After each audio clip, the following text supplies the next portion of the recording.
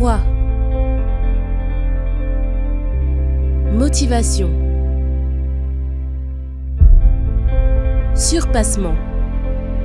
Fortifiez votre intérieur avec le moment de foi. C'est pourquoi, rejetant toute souillure et tout excès de quoi? De malice, recevez avec douceur la parole qui a été plantée en vous et qui peut sauver vos âmes. Qu'est-ce qui peut sauver nos âmes? Verset 22, qu'est-ce qu'il dit? Mettez en pratique la parole et ne vous bornez pas à l'écouter en vous trompant vous-même par de faux raisonnements. Cette lutte, on a toujours eu. Vous savez, nous-mêmes à l'église, on a cette lutte. Quand je vous disais de la famille, les personnes qui viennent à l'église, c'est la famille. Et qu'est-ce que nous voyons? Qu'est-ce que nous voyons? Que des fois la personne à l'église, elle, au bout d'un moment, à cause d'une situation dans un domaine de sa vie familiale, sentimentale, conjugale, financière, la personne, elle réagit contre. Ah, le pasteur m'a dit ça, mais ce n'est pas bien ça. Ah, le pasteur m'a dit ceci, le pasteur m'a dit cela. Parce qu'il y a une confrontation, ça existe? Hein? Il y a une confrontation.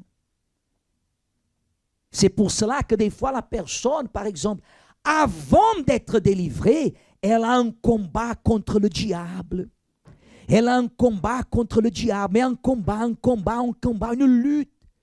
Comme elle se délivre du diable, elle rend même témoignage.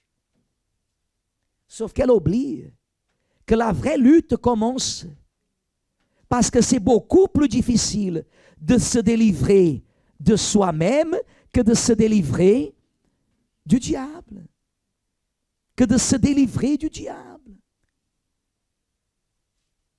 Alors à partir de ce moment-là, qui sera pour la personne comme un ennemi? Le pasteur, les ouvriers, l'auxiliaire, le pasteur.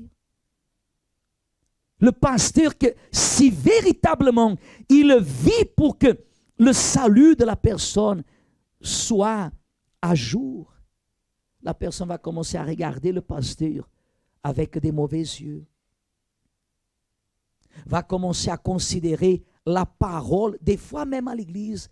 Vous savez qu'il y a des personnes qui arrivent à penser ça. Elles arrivent à penser que le message qui lui a été donné, le message qui a été donné dans le culte, elle arrive à penser que le pasteur a parlé ça pour elle. C'est un péché ça, mes amis.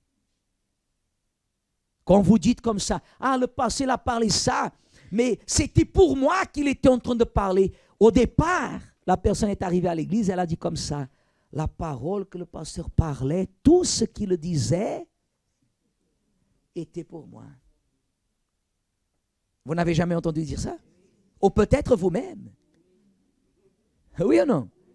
Au départ, la personne, elle était spirituellement dans l'enfer, mais quand elle a reçu cette parole, c'est comme si elle a eu de l'eau fraîche dans la bouche, qui a arrosé son corps et elle a dit, tout ce que le pasteur... C'est pour cela que maintenant, vous voyez, quand quelqu'un vient me voir, surtout les dimanches, les personnes viennent nous voir à la fin du culte, ils disent comme ça, ah, évêque, je voulais vous remercier, tout ce que vous avez dit, je ne laisse pas ni même la personne finir.